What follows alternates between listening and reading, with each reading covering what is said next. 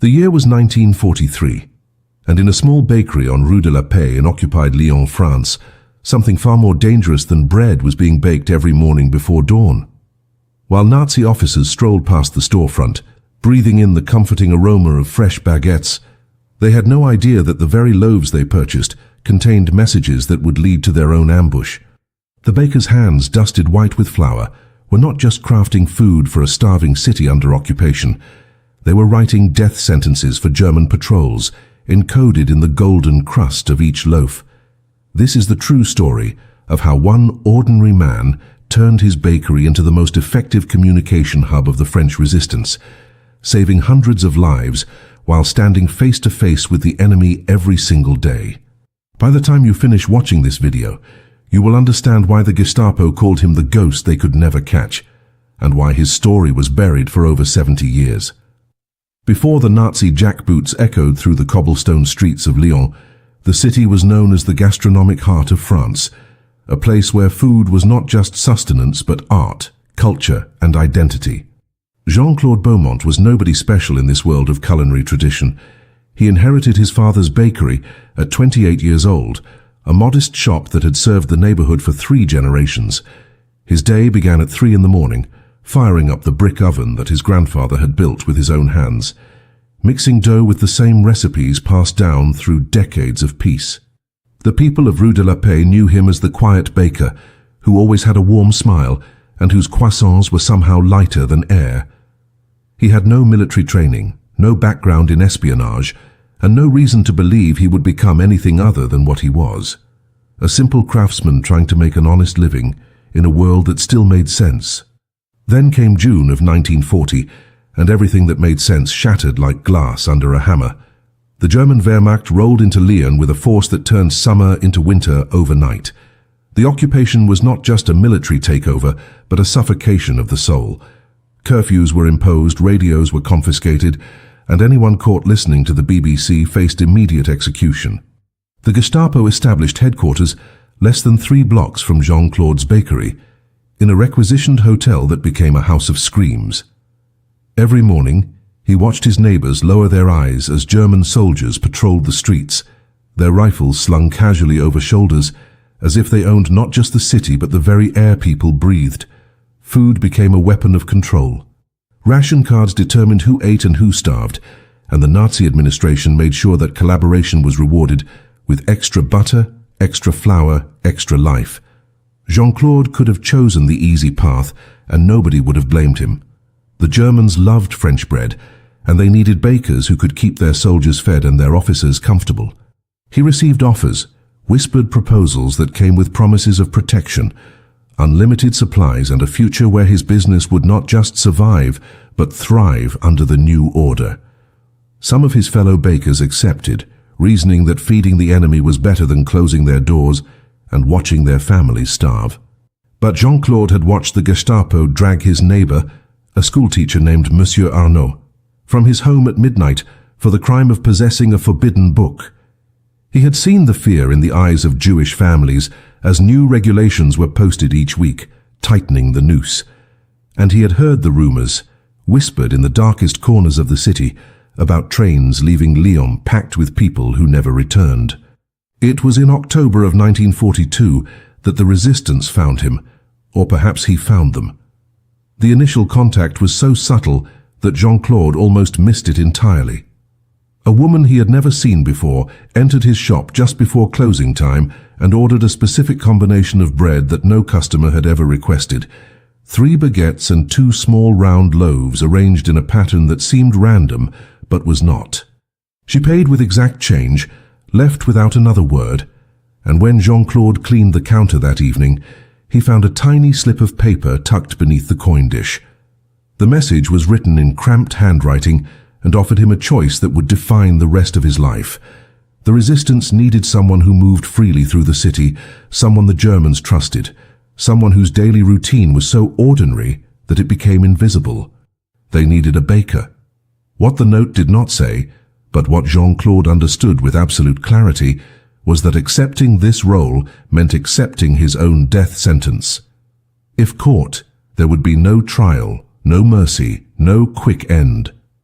The Gestapo had perfected the art of making examples, and traitors were given special attention in the basement cells where screams were designed to be heard. Jean-Claude sat in his empty bakery that night, surrounded by the smell of yeast and the warmth of ovens that had been in his family for generations, and made a decision that would transform him from a simple craftsman into a weapon that the Nazis would never see coming. He placed a single loaf of bread in his window the next morning, positioned at an angle that signaled his answer. The war had just come to Rue de la Paix, and the Germans had no idea they were already losing. The system they developed was so brilliantly simple that its very ordinariness became its greatest protection. Jean-Claude would continue baking exactly as he always had, maintaining his routine down to the minute, so that nothing appeared different to the German patrols who passed his shop every morning at 7:15. But hidden within that routine was a language that only the resistance could read, a code written not in ink, but in the arrangement, quantity, and types of bread displayed in his window. A baguette positioned horizontally meant a scheduled Gestapo raid was planned for that evening. 2 round loaves stacked together indicated a checkpoint would be established on a specific street. Croissants arranged in groups of 3 signaled that it was safe to move supplies through the district. The Germans walked past these messages dozens of times each day, sometimes stopping to purchase the very loaves that contained warnings about their own operations, never once suspecting that the humble baker serving them with a polite smile was the man orchestrating their failures. The intelligence Jean-Claude provided did not come from dramatic acts of espionage or risky infiltration missions. It came from something far more valuable and far more dangerous, his complete invisibility as a threat. German officers loved his bakery because it reminded them of home, of a civilization they claimed to be defending, and they talked freely within its walls. They discussed upcoming operations while waiting for their orders, complained about patrol routes while munching on pain au chocolat, and gossiped about which neighborhoods were being targeted for searches while Jean-Claude wrapped their purchases in paper. He never asked questions, never showed interest, never gave any indication that he understood German beyond the basic phrases needed for commerce. His face remained pleasantly blank, his movements efficient and unremarkable, and the officers saw in him exactly what they wanted to see, a conquered Frenchman who knew his place in the new order. What they failed to notice was that his eyes were always watching, his ears always listening, and his mind cataloguing every careless word that slipped from their lips. But gathering intelligence was only half of the operation, and the easier half at that. The real genius and the real danger lay in how Jean-Claude transmitted what he learned to the resistance without ever being seen making contact with them. Traditional methods of communication were suicide in occupied Lyon. The Gestapo had informants everywhere, neighbors informed on neighbors for extra rations, and anyone caught passing messages faced torture and execution. Dead drops could be surveilled, meeting points could be raided, and radio transmissions could be traced. The resistance needed a method that was completely open, completely public, and completely invisible. They needed the messages to be delivered by people who had no idea they were couriers, carried through checkpoints by hands that bore no guilt. They found their answer in the oldest transaction in human civilization, the simple act of buying bread. The code worked through a secondary layer that transformed innocent customers into unknowing messengers.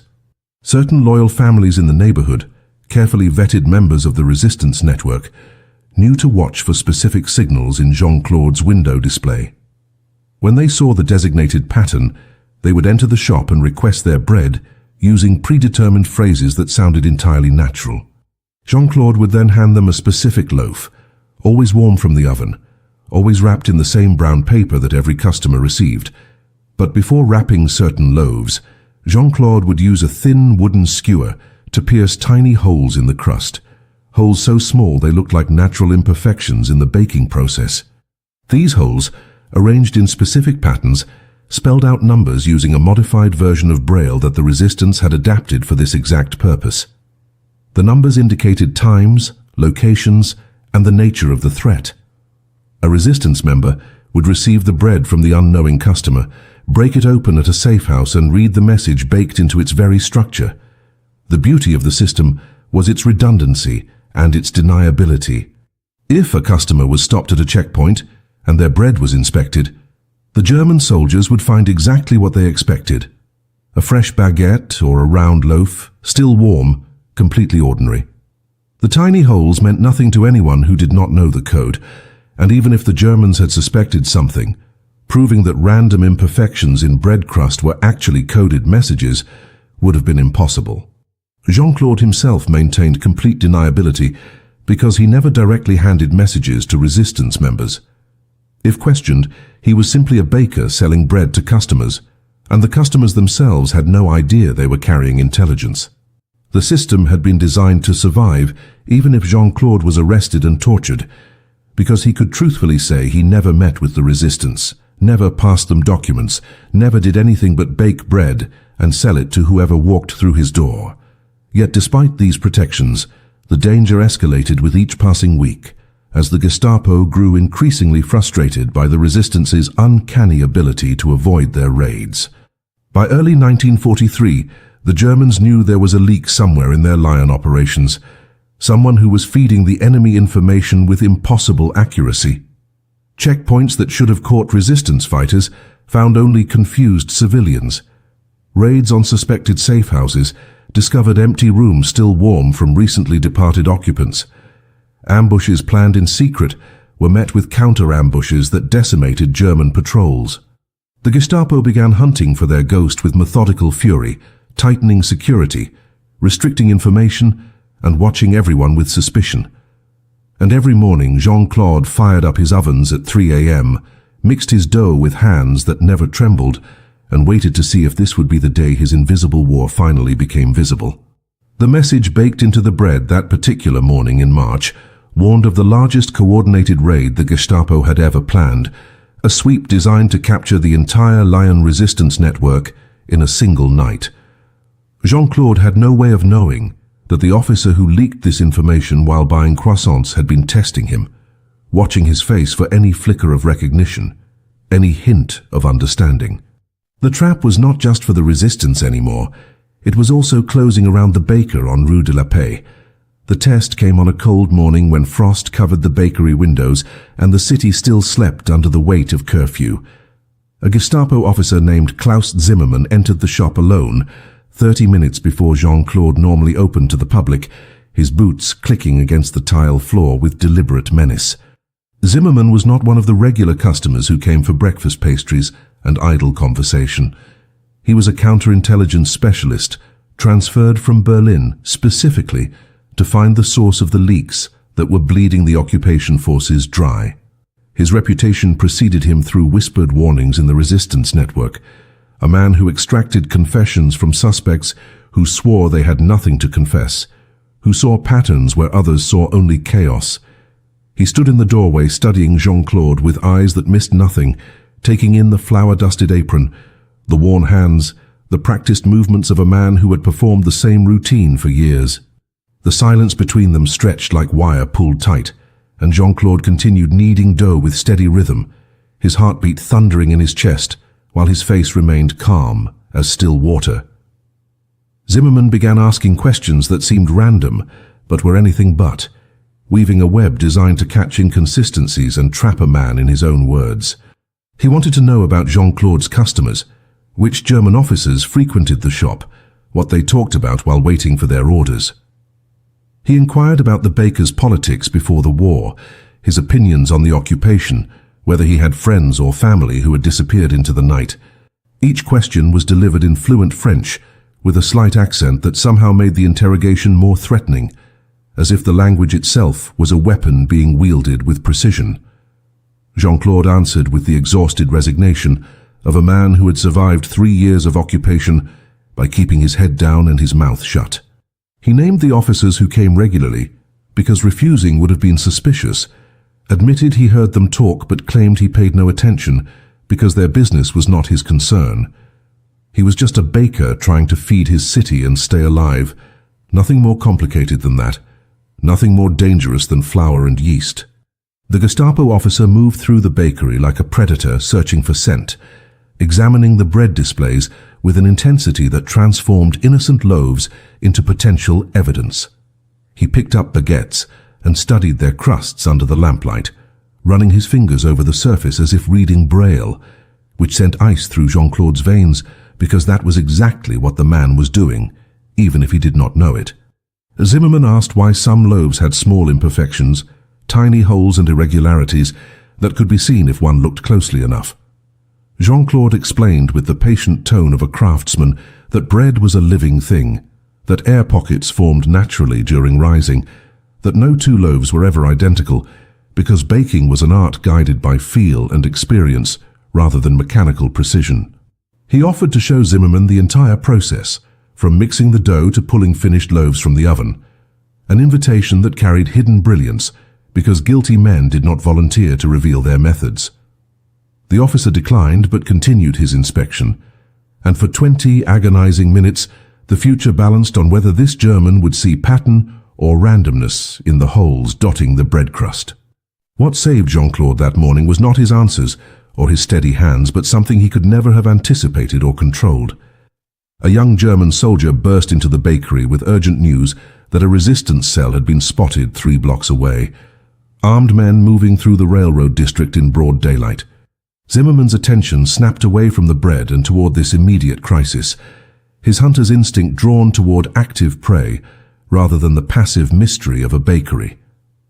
He left without another word, his coat billowing behind him as he ran toward the sound of distant gunfire that had erupted somewhere in the morning fog. Jean-Claude stood alone in his shop, surrounded by the evidence of his treason, his hands finally beginning to shake, now that the immediate danger had passed. He knew with absolute certainty that Zimmerman would return, that the interrogation had been interrupted but not concluded, and that the Gestapo was now circling closer to the truth with each passing day. The close call forced the resistance leadership to make a brutal calculation about whether Jean-Claude's operation had become too dangerous to continue, whether the intelligence he provided was worth the risk of losing him and potentially exposing the entire Lyon network. They sent word through the usual channels, a coded message baked into bread and delivered back to the baker, asking him directly if he wanted extraction, if he wanted to disappear into the countryside and let someone else take the terrible risk of standing in plain sight of the enemy. Jean-Claude's response came the next morning, when he opened his shop at the usual time and arranged his bread display with the patterns that indicated he had fresh intelligence to transmit. He had chosen to stay not because he was brave, but because he understood something the resistance leadership might not have fully grasped. The Germans trusted him precisely because he was so ordinary, so unremarkable, so completely unthreatening. The moment he disappeared, that trust would transform into suspicion, and Zimmerman would tear apart his bakery, his records, and his customers until he found the pattern. The only way to protect the network was to keep baking, keep smiling, and keep playing the role of the simple craftsman who wanted nothing more than to survive the war. The ghost could only remain invisible if he never stopped haunting the same streets where the enemy walked. The intelligence flowing through Jean-Claude's bakery reached its peak intensity during the spring of 1943, when the resistance shifted from defensive survival to active sabotage operations that required precise coordination and split-second timing. Every successful ambush, every derailed supply train, every assassination of collaborationist officials depended on knowing where the Germans would be and when they would be vulnerable. Jean-Claude's position gave the resistance something they had never possessed before: real-time operational intelligence from the enemy's own lips, delivered with such reliability that commanders could plan complex operations with confidence that their information was current and accurate. The bread code evolved to handle increasingly sophisticated messages, expanding beyond simple warnings to include details about troop movements, supply schedules, and the locations of weapons caches. Jean-Claude developed the ability to encode an entire operational briefing into the arrangement of his morning display, a language written in carbohydrates that could be read by trained eyes in seconds and then consumed as evidence disappeared into hungry stomachs. But the success of the operation created its own escalating danger, because the Gestapo was not blind to the pattern of their failures, and Zimmerman had become obsessed with finding the source. The counterintelligence officer began mapping every successful resistance action against a timeline, searching for the common thread that connected events that seemed random but were clearly coordinated. He established surveillance on known resistance sympathizers, monitored mail, tapped phone lines that still functioned, and pressured informants to report even the smallest irregularities in their neighbors' behavior. The net was tightening in ways that Jean-Claude could feel but not see. A noose woven from suspicion and methodical German efficiency. Twice more Zimmermann appeared in the bakery without warning, asking variations of the same questions, watching Jean-Claude's reactions with the intensity of a scientist studying bacteria under a microscope. The officer never accused, never arrested, but his presence carried the implicit threat that one mistake, one inconsistent answer, one moment of visible fear would be enough to justify taking the baker to Gestapo headquarters, where truth was extracted with electricity and blades. The resistance networks across Lyon operated in cells that were deliberately isolated from each other, a security measure designed to ensure that if one group was captured and broken under torture, they could only betray the handful of people they actually knew. Jean-Claude existed in a unique and uniquely dangerous position because his intelligence benefited multiple cells simultaneously, which meant his value to the movement was immeasurable, but his knowledge of the larger network was deliberately kept minimal. He knew only 3 contact points, 3 faces belonging to people who would collect the encoded bread and distribute the intelligence to the appropriate commanders. He did not know their real names, their addresses, or what operations they were planning. This ignorance was his armor, because even if the Gestapo captured him and applied every technique in their arsenal of horror, he could not betray what he did not know.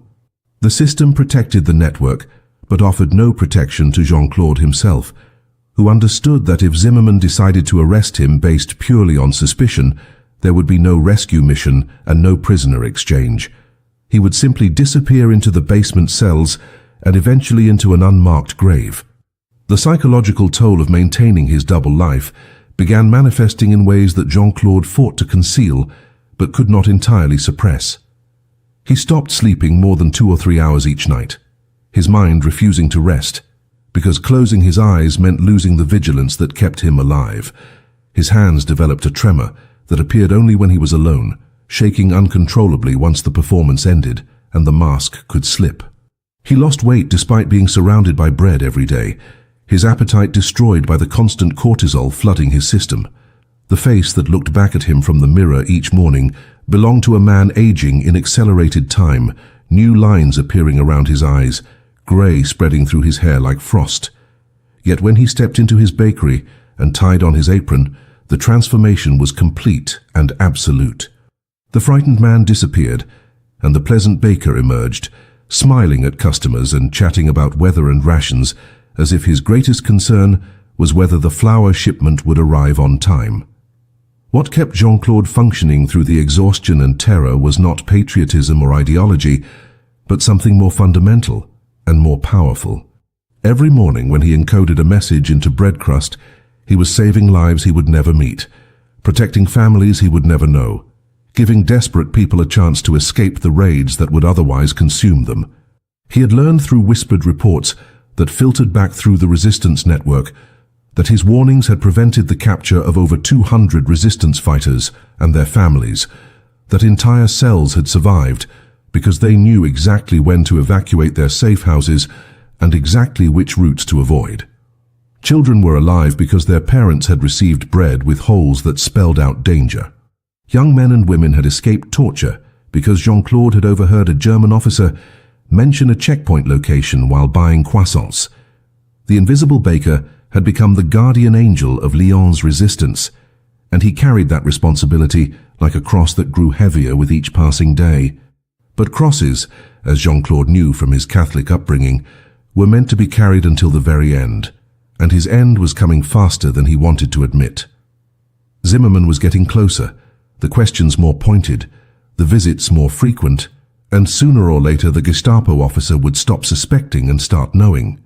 The breaking point arrived on a humid June morning when Jean-Claude discovered that the Gestapo had begun deploying a new tactic specifically designed to identify and capture intelligence sources. Zimmermann had ordered his men to plant false information, carefully constructed lies about raids and operations that would never actually happen, feeding these fabrications to different groups of German personnel to see which false intelligence surfaced in resistance actions. It was a classic counter-espionage technique, creating unique versions of misinformation so that when the resistance responded to intelligence that only specific officers knew, the leak could be traced back to its source. Jean-Claude learned about this strategy from an unlikely ally, a young Wehrmacht soldier named Private Ernst Weber, who had become a regular customer not because he supported the occupation, but because he despised it. Weber was Austrian, conscripted against his will, sickened by what he witnessed in occupied France, and he had been quietly passing warnings to Jean-Claude for weeks, disguised as casual conversation about how much he missed his mother's baking. The warning came wrapped in seemingly innocent small talk, as Weber purchased his usual morning baguette and mentioned that his unit had been briefed about a major operation scheduled for the following Thursday, a coordinated sweep through the textile district, where the resistance supposedly maintained weapons caches. He emphasized the details with subtle repetition, making sure Jean-Claude understood the time, location, and scale of the planned raid. Then, as he counted out his payment, Weber added in a voice barely above a whisper that his commanding officer had seemed unusually pleased about the briefing, smiling in a way that made the private uncomfortable because it was the smile of a man setting a trap. The message was clear enough that even the most cautious operative would understand. This was not real intelligence, but poisoned bait designed to identify whoever was feeding information to the resistance. If Jean-Claude encoded this false raid into his bread display, and the resistance responded by avoiding the textile district or preparing an ambush, Zimmermann would know with certainty that someone with access to that specific briefing was the leak. Jean-Claude faced an impossible choice that would define whether he lived or died, and whether the entire Lyon network survived or collapsed. If he transmitted the false information, he would expose himself as the source, and the Gestapo would descend on his bakery within hours, ending not just his operation, but potentially compromising every resistance member who had ever purchased bread from his shop. If he ignored the intelligence and transmitted nothing, the resistance would lose their early warning system for legitimate threats, and real raids that Jean-Claude learned about in the future might catch resistance fighters unprepared because they had grown dependent on his warnings. But there was a third option, one that required Jean-Claude to break every security protocol the resistance had established and take a risk so enormous that even contemplating it made his hands shake. He could encode a different kind of message, a warning that the intelligence network itself had been compromised, that the Germans were actively hunting for their source, and that all operations should be suspended until the danger passed. The technical challenge was that the bread code had never been designed to communicate meta-information about the security of the intelligence pipeline itself.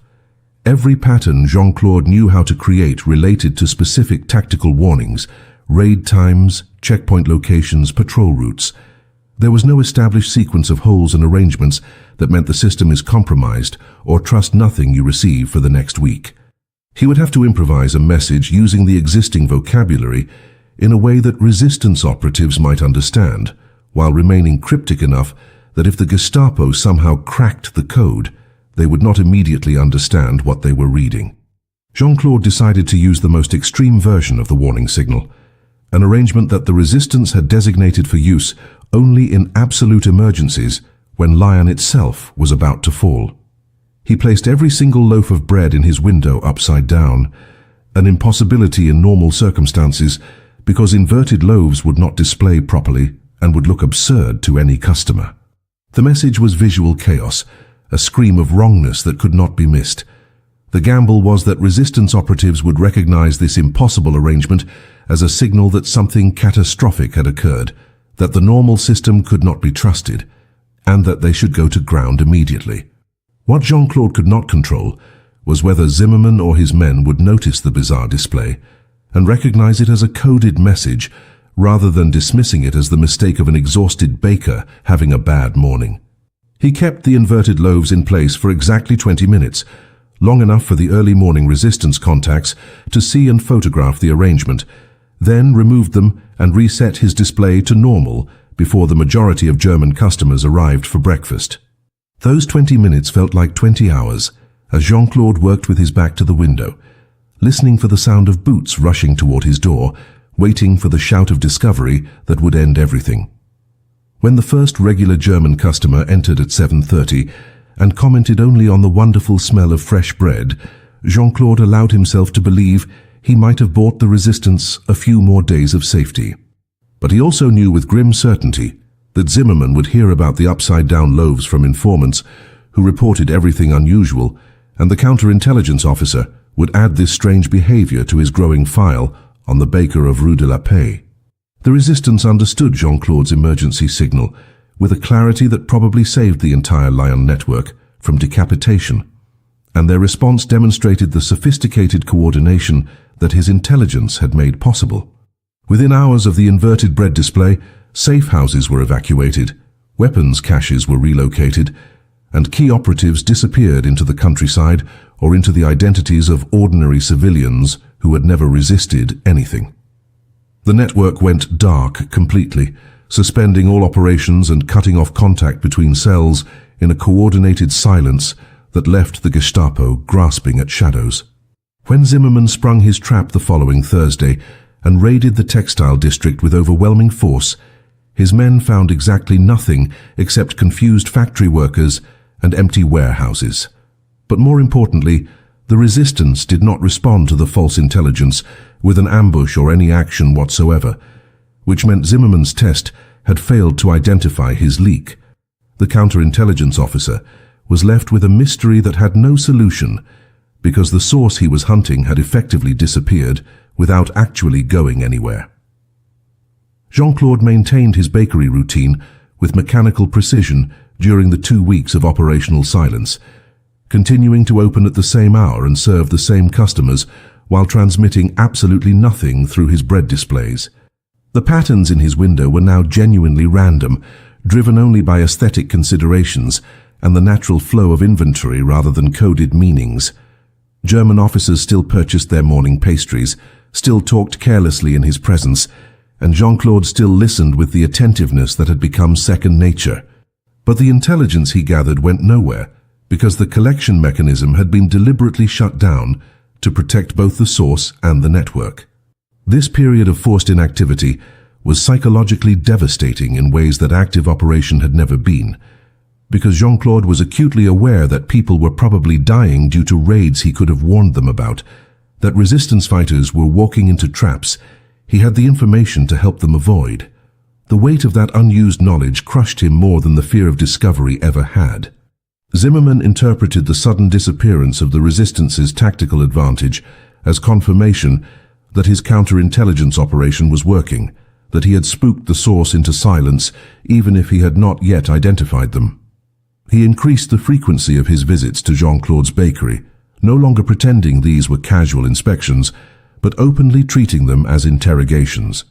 The questions became more specific and more dangerous, probing into exact details about which officers had been present on which days, what conversations Jean-Claude might have overheard even accidentally, whether he had noticed any customers paying unusual attention to his bread displays.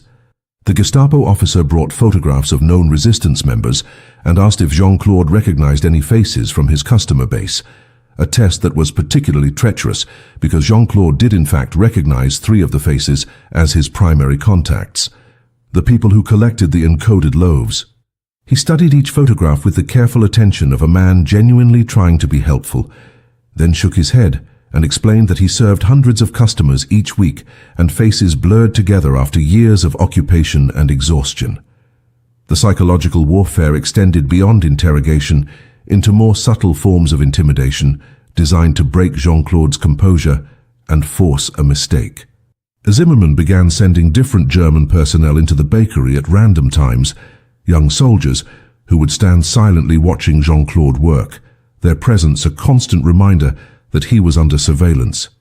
Plainclothes Gestapo agents posing as French customers would ask leading questions designed to sound like resistance recruiting attempts, testing whether Jean-Claude would respond with interest or report the contact to German authorities. His trash was searched, his supplier deliveries were monitored, and neighbors were questioned about his habits, his visitors, and whether he had ever expressed anti-German sentiments.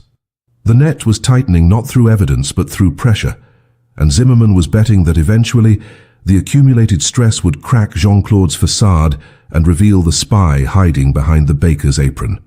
What the Gestapo officer failed to understand was that Jean-Claude had already made peace with his eventual capture and death, had accepted that outcome the moment he placed that first signal loaf in his window back in October of 1942.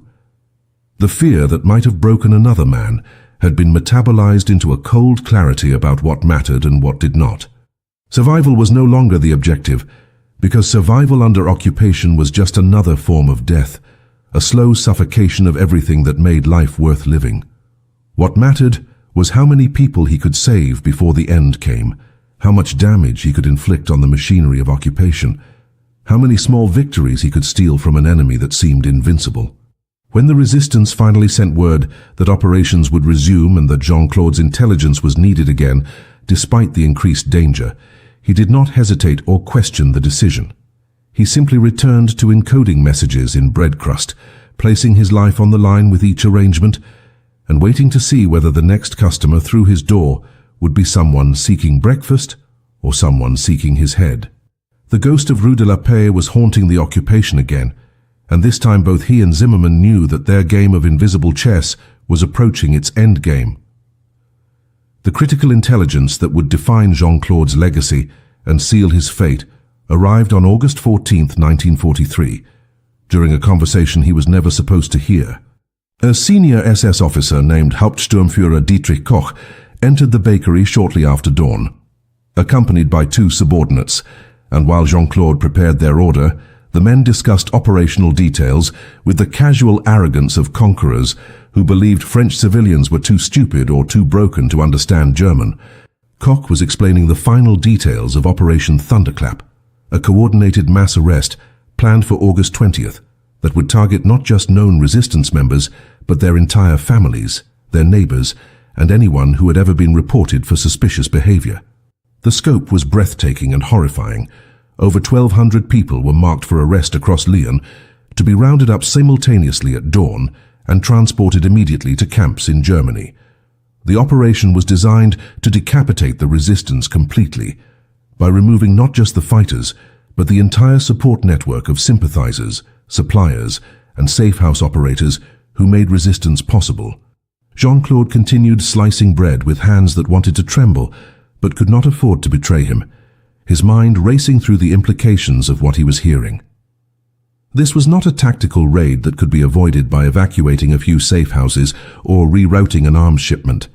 This was an existential threat to everyone in Lyon who had ever whispered a word against the occupation, everyone who had hidden a Jewish family in their attic, everyone who had looked away when resistance fighters moved through the shadows. The 1,200 names on the arrest lists included children, elderly grandparents, and people whose only crime was being related to someone the Gestapo suspected. Koch emphasized to his subordinates that secrecy was absolute, that not even the regular Wehrmacht units would be informed until the night before the operation, and that French police collaborators would only receive their assignments 2 hours before the arrests began. The SS was taking no chances that information might leak and allow targets to escape, which meant Jean-Claude was hearing intelligence that perhaps fewer than 50 people in all of occupied France currently possessed. The technical challenge of encoding this information into bread was nearly impossible, because the existing code system could not handle the complexity and urgency of what needed to be communicated. Jean-Claude could signal that a raid was coming and provide a general time frame, but he had no way to convey the scale of Operation Thunderclap or the specific date of August 20th, or the fact that this was not a standard operation, but a coordinated purge. He made a decision that violated every security protocol and placed him in immediate mortal danger. He would break the code system entirely and create a message so obvious that even people unfamiliar with the standard patterns would recognize it as a desperate warning. That afternoon, he baked a special batch of large round loaves and used his skewer to pierce letters directly into the crust, spelling out August 20 in English because he knew resistance leaders included escaped British SOE agents who would recognize the language. The message was no longer hidden or deniable. It was screaming from the bread itself to anyone who looked closely enough. The problem was ensuring the right people saw the message before the wrong people did, and Jean-Claude's solution was as brilliant as it was suicidal. He placed the marked loaves in a special display with a handwritten sign advertising a promotion for bulk purchases, knowing that resistance contacts had standing orders to watch for any deviation in his normal sales practices. When his primary contact, a woman named Simone who posed as a housewife, entered the shop that evening, Jean-Claude did something he had never done before. He spoke directly to her in a way that broke their cover. He told her loudly enough for other customers to hear that these special loaves were for large families preparing for the Feast of the Assumption on August 15th, and that they should be purchased and consumed before they went stale. The date reference was deliberate, pointing her attention to the timeline, and when he handed her the loaves, he positioned them so the letters faced upward and visible. Simone's eyes widened imperceptibly as she read the message baked into the crust, and Jean-Claude saw the moment she understood the magnitude of what he was telling her. What Jean-Claude could not see was that Zimmerman had finally positioned an agent inside the bakery itself, a young woman hired 3 days earlier as Jean-Claude's assistant, supposedly the niece of a loyal French collaborator, but actually a German intelligence operative, fluent in French, and trained to recognize coded communications. She had been watching Jean-Claude's every move, cataloguing his patterns and waiting for him to make contact with the resistance. She saw him hand the specially marked loaves to Simone, heard the strange emphasis on dates and consumption, and noticed the way the customer's expression changed when she looked at the bread. The assistant waited until Simone left the shop, then excused herself for a break, and walked directly to the Gestapo headquarters 3 blocks away. Within 20 minutes, Zimmerman knew that his ghost had finally materialized, that the humble baker had been the source all along, and that the evidence of his treason was literally written in bread crust for anyone to read. The hunt that had consumed nearly a year was over, and the trap was about to spring shut on Rue de la Paix. Zimmerman made the deliberate choice not to arrest Jean-Claude immediately, a decision that revealed the true sophistication of his counterintelligence mind and the depth of danger the baker now faced. The Gestapo officer understood that capturing one source was valuable, but destroying the entire network that source-fed was infinitely more important. If he raided the bakery and dragged Jean-Claude away in handcuffs, the resistance would immediately know their intelligence pipeline had been compromised and would scatter like birds before a gunshot. But if Zimmerman allowed the baker to continue operating while under complete surveillance, he could follow the bread to every contact point, identify every resistance member who collected encoded loaves, and map the entire Lion network before crushing it all at once. The counterintelligence officer positioned his best operatives in buildings surrounding the bakery, established watching posts that provided sightlines to every entrance and exit, and ordered his men to photograph everyone who purchased bread over the next 72 hours. Jean-Claude was now bait in a trap he did not yet know had been set. The resistance response to Jean-Claude's warning demonstrated exactly why the Gestapo wanted to preserve the intelligence network long enough to destroy it completely.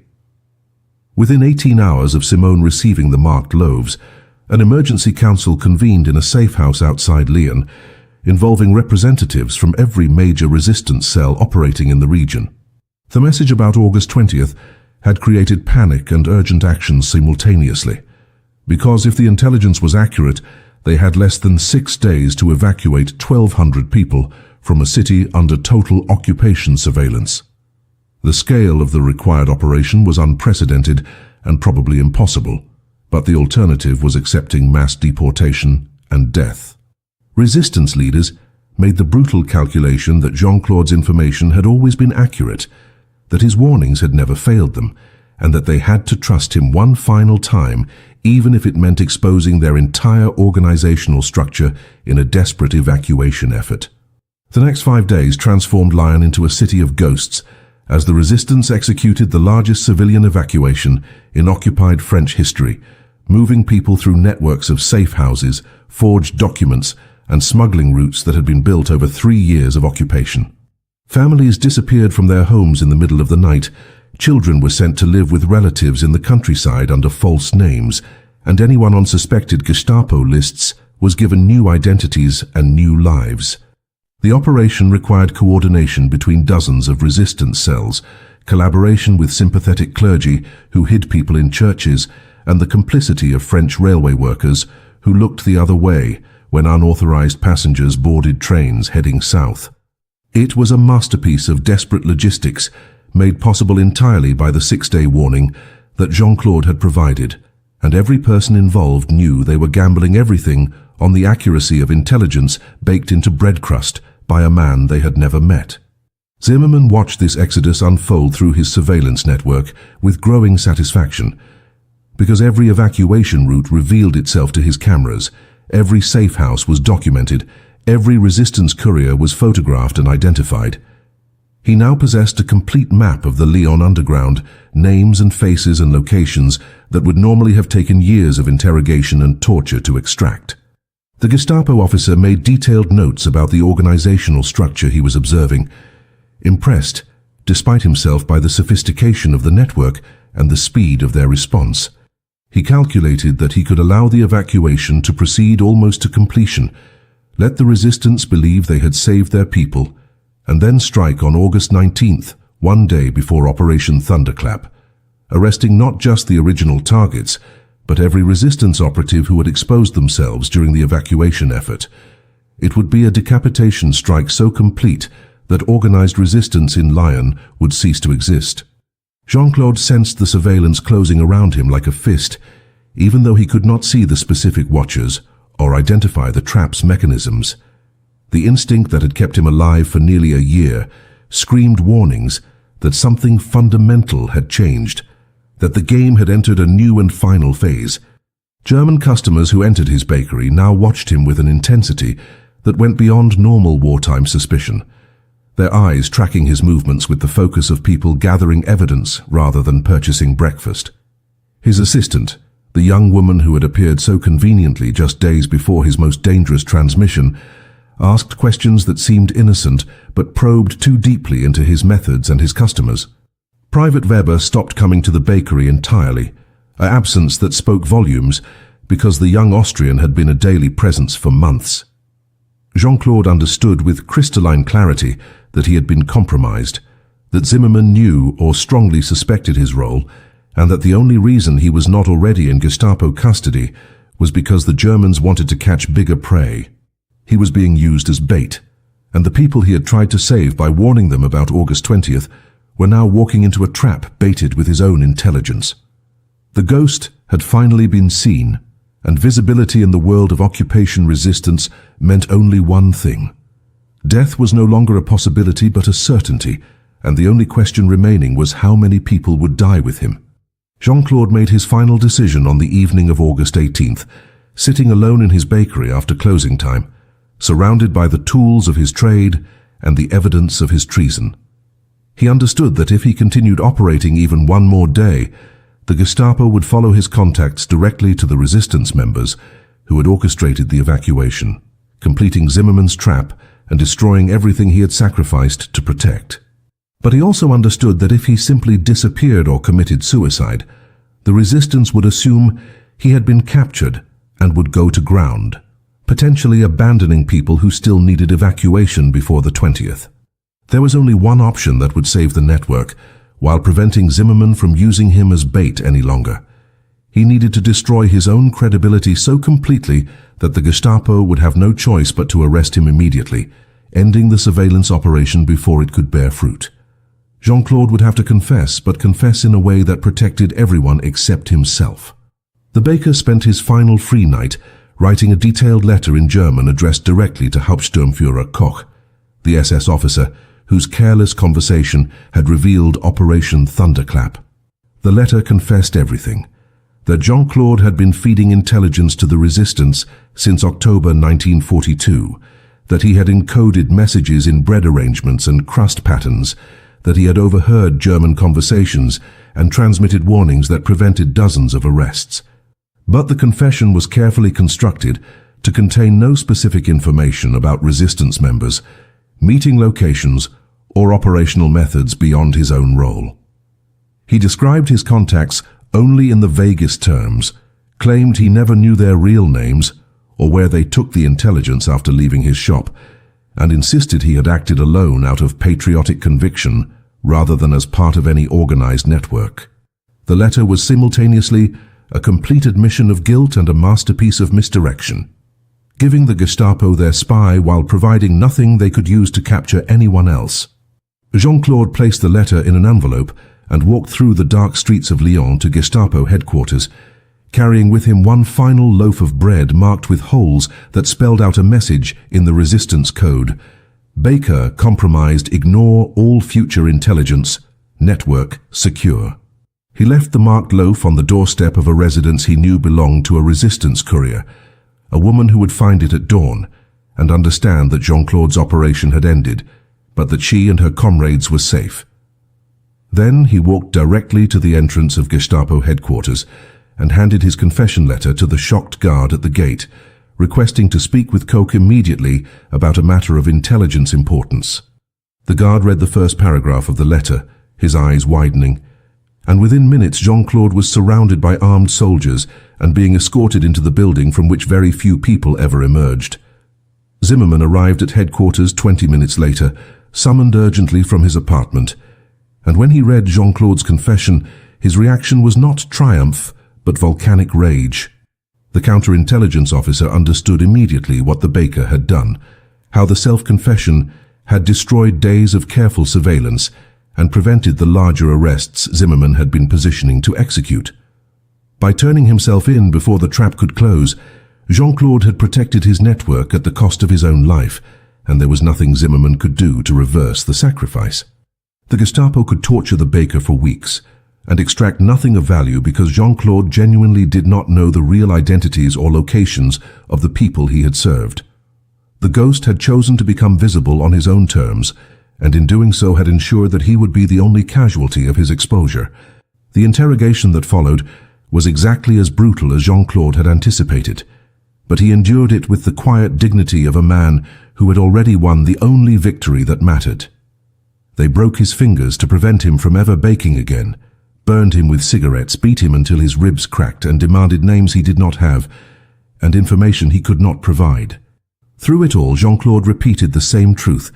He had acted alone, motivated by hatred of the occupation, and he knew nothing about the broader resistance network beyond the fact that people came to his bakery, and sometimes those people understood the messages he left in bread.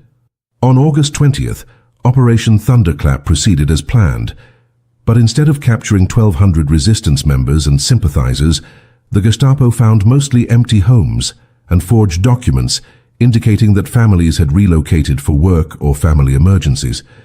The warning Jean-Claude had baked into bread had saved over 1,000 lives, and the evacuation he had made possible had gutted the target list beyond recognition. Zimmermann stood in an empty apartment that should have housed a resistance cell leader, and understood that he had been beaten by a baker who wielded flour and yeast like weapons of war.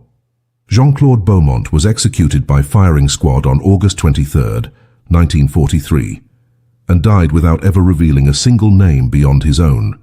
The story of Jean-Claude Beaumont remained buried in classified Gestapo files for over 70 years, hidden not because the French government wanted to suppress it, but because almost no one who knew the full truth survived the war to tell it. Zimmermann died during the liberation of Lyon in September 1944, killed by resistance fighters who never knew he had been hunting their guardian angel. The resistance operatives who had received Jean-Claude's encoded bread knew only that a baker had helped them, not the full scale of his sacrifice or the sophistication of his operation. The breadth of his intelligence network only became clear in 1998, when a French historian researching Gestapo counterintelligence operations in Lyon discovered Zimmermann's personal files in a German archive.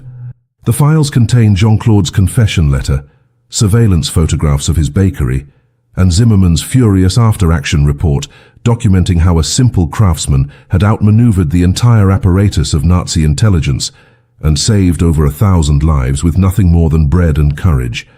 What makes Jean-Claude's story particularly haunting is how completely ordinary he was before the war forced him to become extraordinary. He had no training in espionage, no background in resistance operations, no particular skills beyond the ability to bake excellent bread and pay attention to the world around him. He was not a soldier or a spy or a natural-born hero, but simply a man who was offered a choice between comfortable survival and dangerous resistance, and who chose to fight back using the only weapons available to him. His bakery became a weapon because he transformed it into one, encoding rebellion into the most basic human need for food and turning every transaction into an act of defiance against occupation.